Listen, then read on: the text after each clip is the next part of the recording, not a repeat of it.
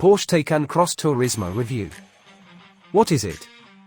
The next step in Porsche's electric strategy.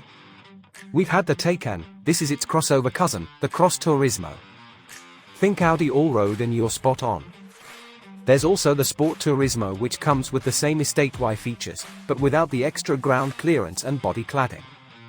So it's a Taycan, but estate-ified. Mechanically, the Cross Turismo is largely identical to the Taycan.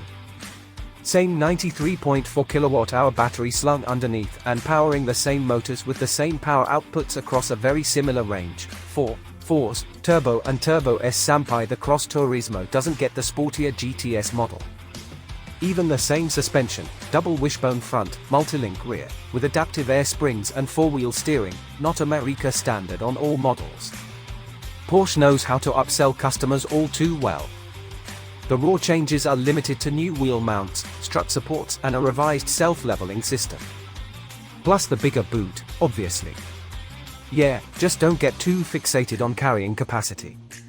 In terms of raw figures, its 405-litre load bay is not in the same league America and E-Class wagon, 640 litres, but it does give the Cross Turismo added versatility over the regular Taycan. Even though overall length is only up by 11 mm, the rear seats get no more legroom, but the impression of space is boosted hugely by an extra 36 mm of headroom. It must be heavier though, surely. Weight has only increased 25 kg, but a 2,320 kg estate is still very weighty, no matter how low slung it may look. At 1,409 mm tall, it's lower than a BMW M3. The 3-chamber air suspension fitted to the higher-ranking Cross Turismos lifts the body by up to 30 mm, and Porsche has thoughtfully added a gravel mode that also adapts the torque distribution, throttle response and, in their words, gives the Cross Turismo increased bad road capabilities. The capitals are theirs, so they must mean it.